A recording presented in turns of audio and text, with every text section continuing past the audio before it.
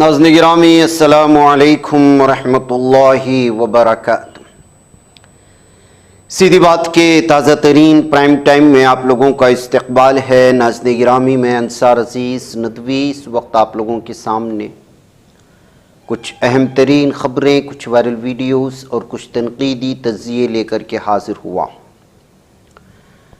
تفصیلات میں جانے سے پہلے آپ لوگوں سے جو درخواست ہوتی ہے اس پر توجہ کرنے کی اپیل کروں گا۔ ناظرین گرامی، سب سے پہلے غازہ جنگ بندی کو لے کر کے اس وقت جس طرح کی تفصیلات اور الگ الگ طرح کے تبصرے آ رہے ہیں، اس پر میں آپ لوگوں کے سامنے کچھ تفصیلات رکھنا چاہتا ہوں۔ آپ لوگوں کو معلوم ہونا چاہیے کہ ٹرمپ نے جو منصوبہ پیش کیا تھا یا جو مذاکرات کے لیے مسودہ پیش کیا تھا، اس کے مطابق حماس نے سارے یرغمالیوں کو چھوڑنے کی اس بات پر رضامندی پیش کر دی کہ غازہ پٹی پر کسی بھی طرح کے حملے نہیں ہوں گے، اور بھی بہت سارے انہوں نے اپنی شرطیں رکھی، جس کے بعد ٹرمپ نے ظالم صہیونی درندوں کو کہا کہ وہ حملے بند کر دیں۔ لیکن صہیونی درندے آج بھی حملے کیے ہوئے ہیں۔ آپ کو بتا دوں کہ 6 افراد کے آج ظالم صہیونی درندوں کی جانب سے حملہ کرنے کی وجہ سے شہید ہونے کی خبریں آ رہی ہیں۔ ایک طرف ٹرمپ اس بات کا دعویٰ کرتے ہیں کہ صہیونی درندہ ان کی بات مان کر کے غازہ پٹی میں پوری طرح سے جنگ روک دے گا، حملے روکے گا، لیکن یہ درندے ٹرمپ کی، جس کے بارے میں بڑے بڑے دعوے کیے جاتے ہیں کہ یہ صہیونی درندہ ٹرمپ کی مانتا ہے، لیکن اسی کی توہین بھی کر رہا ہے، جس کے بعد ایک بار پھر یہ ظالم صہیونی درندوں پر کسی بھی نہج پر بھروسہ نہیں کیا جا سکتا، اس طرح کے تبصرے شروع ہو چکے ہیں۔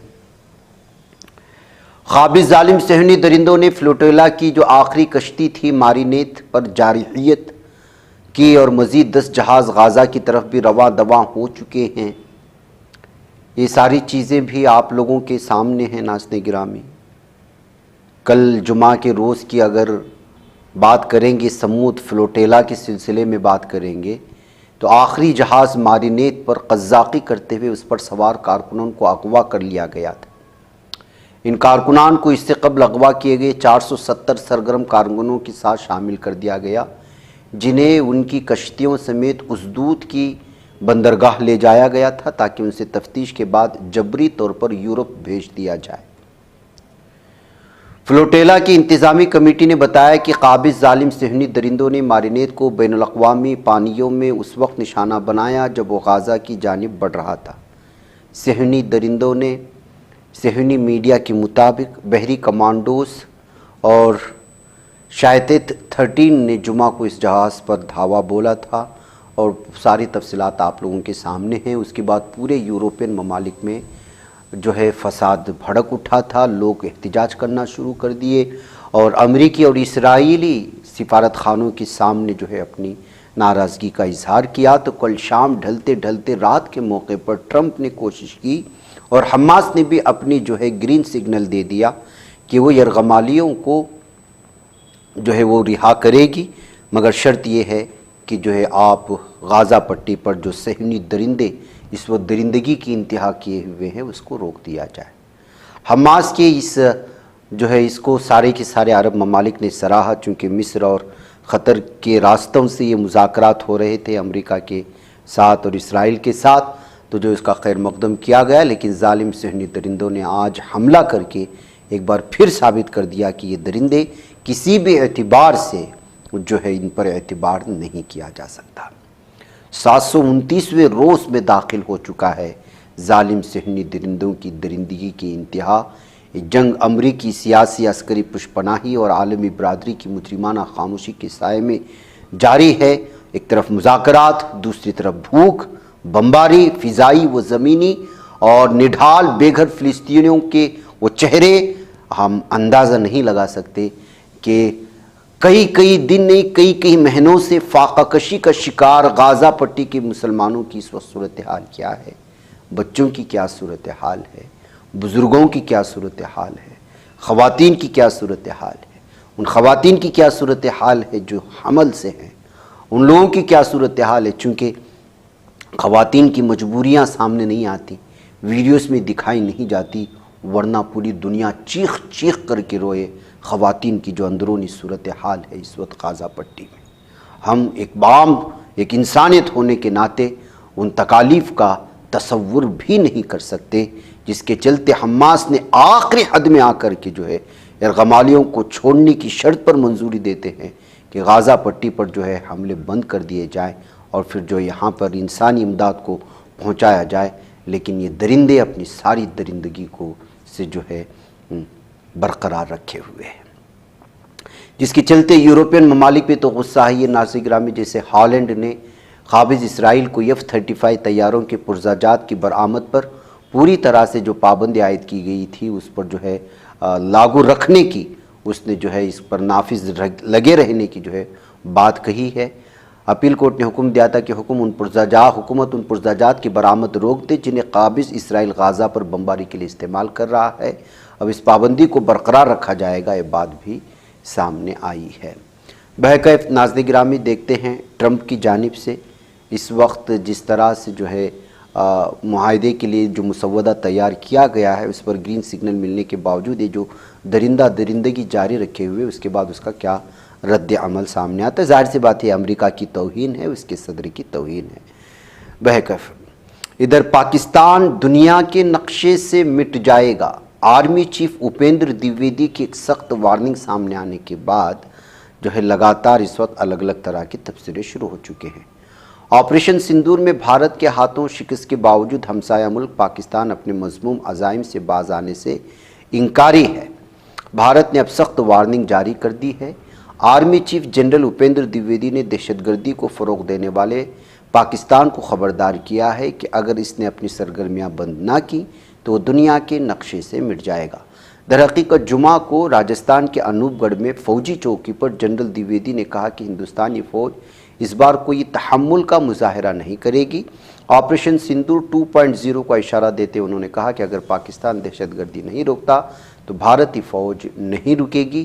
یہ کہتے ہوئے انہوں نے ایک بار پھر پاکستان کو وارننگ جاری کرنے کی ہے۔ ادھر دہلی کانگریس صدر دیویندر یادو نے ریکھا گپتا کے ذریعے اسکولی نصاب میں RSS کی تاریخ شامل کیے جانے پر اپنی برہمی کا اظہار کیا ہے۔ انہوں نے کہا کہ بی جے پی اپنے ایجنڈے کو راشٹرپتی شکشا یوجنا کے نام پر دہلی کی اسکولوں میں پہلی جماعت سے 12ویں جماعت تک کے طلباء پر تھوپنے کی تیاری کر رہی ہے۔ اس کے تحت آزادی کی جدوجہد کے پردے میں RSS کی ان حامیوں کی سوانح اور تاریخ کو توڑ مروڑ کر پڑھایا جائے گا جنہوں نے کبھی آزادی کا لڑائی میں کوئی اہم کردار ادا نہیں کیا۔ آزادی سے 22 سال قبل 1925 میں جس RSS کی بنیاد رکھی گئی اس کی تاریخ کتنی طاقتور ہے یہ ملک کے لوگ پہلے ہی جانتے ہیں۔ ماہرین تعلیم بی جے پی کی دہلی حکومت کے ذریعے بچوں کا مستقبل برباد کرنے والی اس کارروائی سے ناخوش ہے۔ یہ کہتے ہوئے جو ہے انہوں نے اس پر تنقید کی۔ آپ کو معلوم ہونا چاہیے کہ دہلی میں وہاں کی نصابی کتابوں میں RSS کی تاریخ کو پڑھائے جانے کا فیصلہ یہاں کی حکومت کی جانب سے کیا جا رہا ہے۔ ادھر ناظرین گرامی، بہار اسمبلی انتخابات سے عین قبل کئی IAS افسران کا تبادلہ کر دیا گیا ہے۔ اس تبادلے سے متعلق نوٹیفیکیشن بھی جاری کر دی گئی ہے۔ پٹنہ کے مشہور ضلع مجسٹریٹ چندر شیکھر بھی ان افسروں میں شامل ہیں جن کا تبادلہ ہوا۔ چندر شیکھر سنگھ دسمبر 2024 میں BPSC کے ایک امیدوار کو تھپڑ مارنے کے بعد سرخیوں میں آئے تھے۔ اس پر شدید تنقید کی گئی تھی۔ لوگ الگ الگ طرح کے تبصرے کیے ہوئے تھے کہ اسٹوڈنٹس اور امیدوار جو پریشان ہیں ان کے ساتھ یہ لوگ کس طرح کا سلوک کر رہے ہیں۔ اب دلچسپ بات یہ ہے کہ اب انہیں وزیر اعلیٰ سیکریٹریٹ کے سیکریٹری کی ذمہ داری سونپ دی گئی ہے، یعنی بڑا عہدہ دیا گیا ہے۔ کیا یہ کسی امیدوار کو BPSC کے امیدوار کو تھپڑ مارنے کا انعام ہے؟ یہ کہتے ہوئے یا پھر ان لوگوں کی ذہنیت ہے، یہ کہتے ہوئے اس پر تنقید کی جا رہی ہے۔ چندر شیکھر سنگھ کو صرف وزیر اعلیٰ سیکریٹریٹ کے سیکریٹری کی ذمہ داری نہیں ملی بلکہ انہیں ڈیزاسٹر مینجمنٹ ڈپارٹمنٹ کے سیکریٹری اور بہار ریاستی پل تعمیرات کارپوریشن کی اضافی ذمہ داری بھی دی گئی ہے۔ چندر شیکھر پٹنہ کی ضلع مجسٹریٹ رہ چکے ہیں اور فی الحال وہ پٹنہ کے کمشنر ہیں، لیکن جلد ہی وہ وزیر اعلیٰ نتیش کمار کے ساتھ دکھائی دیں گے، جس کو لے کر کے اس وقت جو ہے اپوزیشن بھی ان کو گھیرے میں لیے ہوئے ہے۔ Chief justice of India B R Gavai نے جمعہ یعنی 3 اکتوبر کو کہا کہ ہندوستانی عدالتی نظام قانون کی حکمرانی سے چلتا ہے، بلڈوزر کی حکمرانی سے نہیں۔ ماریشس میں ایک تقریب کے دوران انہوں نے بلڈوزر انصاف کی مذمت کرتے ہوئے اپنے ہی فیصلے کا حوالہ دیا۔ سپریم کورٹ آف انڈیا کی طرف سے قانون کی حکمرانی کے اصول اور اس کی جامع تشریح پر روشنی ڈالتے ہوئے سی جے آئی گوائی نے کہا، یہ فیصلہ ایک واضح پیغام دیتا ہے کہ ہندوستانی عدالتی نظام قانون کی حکمرانی سے چلتا ہے، نہ کہ بلڈوزر کی حکمرانی سے۔ اگر ناظرین گرامی، ایک چیف جسٹس کی جانب سے آنے والے اس بیان کے بعد الگ الگ طرح کے تبصرے ہیں۔ آپ لوگوں کو معلوم ہونا چاہیے کہ احتجاج جب ہوتا ہے مسلمانوں کی جانب سے تو پھر ان کے گھر کرائے جاتے ہیں، لیکن کانواڑیوں سے لے کر کے بہت سارے الگ الگ سیاسی تنظیموں سے جڑنے والے لوگ احتجاج بھی کرتے ہیں، لوگوں کی پراپرٹی کو بھی جلاتے ہیں، یہاں تک کہ قتل و غارت گیری کرتے ہیں، لیکن ان کے گھروں کو بلڈوز نہیں کیا جاتا۔ بلڈوزر کی کارروائی صرف مسلمانوں کے خلاف ہے، بالخصوص یوگی حکومت میں، ایم پی حکومت میں یہ سب کچھ ہونے کو لے کر کے نشانے پر لیا جاتا ہے۔ اپوزیشن بھی اس کو لگاتار نشانے پر لیتی ہے، عدالت بھی اس کے خلاف ہے، لیکن ظاہر سی بات ہے ناظرین گرامی، جس کی لاٹھی اس کی بھینس۔ سنبل مسجد انہدام کیس میں اس وقت مسلم فریق کو جھٹکا لگا ہے۔ الہ آباد ہائی کورٹ نے عرضی کو خارج کر دیا ہے۔ جی ہاں ناظرین گرامی، جسٹس دنیش پاٹھک کی سنگل بینچ نے ہائی کورٹ میں صبح 10 بجے مسجد فریق کی درخواست کی سماعت کی۔ مسجد انتظامیہ کمیٹی کی جانب سے ایڈوکیٹ اروندر کمار ترپاٹھی اور ششانک ترپاٹھی نے دلائل پیش کیے۔ وہیں ریاستی حکومت کی جانب سے chief standing council J N Maurya اور اسٹینڈنگ کونسل آشیش موہن سریواستو نے بحث کی۔ مسجد کمیٹی کی درخواست میں مسجد، بارات گھر اور اسپتال کے خلاف جاری کیے گئے حکم نامے پر روک لگانے کی استدعا کی گئی تھی۔ مسجد کمیٹی نے عدالت کو بتایا کہ بارات گھر کو پہلے ہی منہدم کیا جا چکا ہے، حالانکہ انہدام کی کارروائی گاندھی جینتی اور دسہرہ کے موقع پر مقرر تھی۔ عدالت نے یہ بھی حکم دیا کہ درخواست گزار ٹرائل کورٹ میں اپیل دائر کرے۔ ہائی کورٹ نے فریقین کی دلائل سننے کے بعد درخواست خارج کر دی۔ عدالت کے حکم کے مطابق اس مسجد کمیٹی کی جانب سے زمین سے متعلق دستاویزات پیش کیے گئے ہیں۔ بہرکیف ناظرین گرامی، اس وقت جو ہے عدالتوں سے بھی کسی بھی چیز کا انصاف کا مطالبہ کرنا یا پھر امید لگائے رکھنا بڑا مشکل ہو چکا ہے بھارت میں، کیونکہ آنے والے فیصلے کس طرح کے آ رہے ہیں ادھر کچھ دنوں سے یا ادھر کچھ سالوں سے، اس سے لوگ اسی طرح کا جو ہے اندازہ لگا رہے ہیں۔ کچھ امیدیں بھی جو ہے ان کی پوری طرح ٹوٹتی ہوئی نظر آ رہی ہے عدالتوں سے، جس امید سے وہ وہاں کا دروازہ کھٹکھٹاتے ہیں۔ بہرحال ناظرین گرامی، آئلہ محمد مصطفیٰ صلی اللہ علیہ وسلم کا جو تحریک تھی، یا جس طرح سے جو ہے کچھ لوگوں کی گرفتاریوں کے بعد یہ سلسلہ چل نکلا، وہ اب دوسرا رخ اختیار کر چکا ہے۔ اب اس معاملے کو حکومت جو ہے اپنی عداوت، دشمنی، اپنی انا پر لے لی ہے، جس کے چلتے اس وقت جو ہے اس کو کچھ الگ رخ دیکھ کر کے دنگائی اور فسادی کہتے ہوئے مسلم نوجوانوں کو گرفتار کرنے اور ان کے خلاف ایف آئی آر درج کرنے کا سلسلہ جاری ہے، جس میں اب تک سینکڑوں مسلم نوجوانوں کے خلاف یو پی اور مختلف ریاستوں کے مختلف جو ہے شہروں میں اور دیہاتوں میں اس وقت معاملات درج ہو گئے ہیں۔ ان علاقوں میں اب امراوتی کا نام بھی جو ہے شامل ہو چکا ہے۔ آئلہ محمد کے پوسٹر لگنے کے بعد شہر کا سیاسی ماحول گرما گیا۔ معاملے نے اچانک کشیدگی اختیار کر لی جب بی جے پی کے رکن پارلیمنٹ ڈاکٹر انل بونڈے نے الزام لگایا کہ عوامی مقامات پر اس طرح کے پوسٹرز لگانا فساد کی سازش کا حصہ ہے۔ پھر اس کے بعد جیسے ہی آپ اندازہ لگائیں، اگر کسی کو محبت سے محبت کا اظہار کرنا ہے تو وہ اپنی دکان، ٹیکسی یا نجی گاڑی میں اسٹیکرز لگا سکتا ہے، لیکن عوامی مقامات پر انہیں لگانا اشتعال انگیز اقدام ہے جس سے ماحول خراب ہو سکتا ہے۔ یہ کہتے ہوئے جب انہوں نے بیان جاری کیا تو امراوتی میں جو ہے اس وقت تنازع بھڑکا اور بہت سارے معاملات اس وقت سامنے آ رہے ہیں، شکایت درج کرنے وغیرہ کے۔ اب دیکھیے بریلی میں جس طرح کی ناانصافی ہو رہی ہے، ظلم و ستم ہو رہا ہے، گھر گھر جا کر کے پکڑ دھکڑ جاری ہے، مسلمانوں کے خلاف من مانی اور من گھڑت جو ہے اس وقت شکایت درج کر رہے ہیں۔ صورتحال بہت ہی زیادہ بگڑتی ہوئی نظر آ رہی ہے۔ ایسے میں عبد الرحمن برق، ماتا پرساد پانڈے جو سماجوادی پارٹی سے जिनका ताल्लुक़ है और समाजवादी पार्टी का डेलीगेशन था, यानी कि एक वफ्द था जो जाना चाहिए। इकरा हसन को मेरठ के टोल प्लाजा पर रोका गया और माता प्रसाद पांडे और अब्दुर्रहमान बर्क को नज़रबंद कर दिया गया है। बरेली जाने से वहाँ का माहौल बिगड़ सकता है कहते हुए।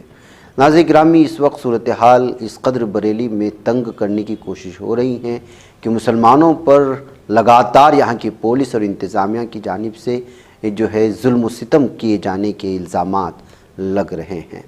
उधर मेरठ में भी इसी तरह का मामला आया। मवाना कस्बे में आई लव मोहम्मद मुस्तफ़ा सल्लल्लाहु अलैहि वसल्लम का पोस्टर लगाए जाने पर जो तनाज़ा पैदा हुआ, फिर उसके बाद पुलिस ने 5 अफराद के ख़िलाफ़ मुकदमा दर्ज कर लिया। पुलिस ने हफ्ते को इत्तला दी। पुलिस के मुताबिक कस्बे के अहम चौराहों पर जुमा की देर रात एक पोस्टर लगाया गया था जिस पर अंग्रेज़ी में आई लव मोहम्मद मुस्तफ़ा सल्लल्लाहु अलैहि वसल्लम लिखा हुआ था। फिर उसके बाद ये सब सूरत हाल सामने आई है। बैकअप नाज़रीन गिरामी में चलते चलते इस वक्त हमारे मुसलमान भाइयों से, जिस तरह के अक्सर उलमाए किराम ने भी इस बात पर तबसरा कर दिया है कि जो गिरफ्तारियाँ हुई वो गलत था। आइला मोहम्मद मुस्तफ़ा सल्लल्लाहु अलैहि वसल्लम सेकुलर मुल्क है, आप किसी भी शख्सियत से जो है अपने मोहब्बत का इजहार कर सकते। ऐसे में मोहम्मद मुस्तफ़ा सल्लल्लाहु अलैहि वसल्लम से मोहब्बत तो मुसलमान के ईमान का जुज़ है। लेकिन इस वक्त सूरत हाल ऐसी है कि भारत में माइंडसेट ऐसा बना दिया कर गया है कि मुसलमान कोई अच्छा काम भी करता है तो उनकी नज़रों में वो गलत है और वो उसी का भरपूर मौके का फ़ायदा उठाते हैं, क्योंकि यहाँ की हुकूमतें इस वक्त सारी पूरी तरह से नाकाम हो चुकी हैं। वो न तरक्यात के काम की जानिब गामजन हैं। यूपी में जराइम का गिराफ उठा करके देख लीजिए, ज़मीनों की सूरत हाल देख लीजिए, हर तरफ जराइम, ख़वातीन के ख़िलाफ़ जराइम हर एक एतबार से। और अक्सर वो रियासतें जहाँ पर बीजेपी है या मरकज़ी हुकूमत में भी जो बीजेपी है, कभी जीएसटी लोगों को, रियासतों को वापस नहीं लौटा रही है। किसान का तबका जो है पूरी तरह से नाराज़ है, बेरोज़गार नौजवान नाराज़ हैं, पेपर लीक होने की वजह से स्टूडेंट का तबका एक बहुत बड़ा बीजेपी से नाराज़ है। महंगाई इस कदर उरूज पर है कि जिसकी कोई जो है इंतहा नहीं है।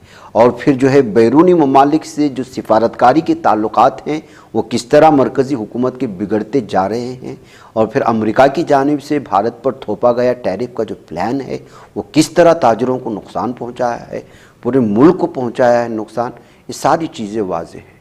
ऐसे में हम मुसलमान ख़ुद इन लोगों को मुद्दे दे रहे हैं कि भारतीय जो आम नागरिक है वो जो है जिनकी जो है नज़रें उस पर टिकी हुई थी, उससे नज़रें मोंद करके मौजू बदलने के लिए हम मुसलमान उनको जो है चीज़ें पेश कर देते। हम ये नहीं कहते कि हमने जो इजहार किया वो गलत है, नहीं, वो हमारी ईमान का हिस्सा है।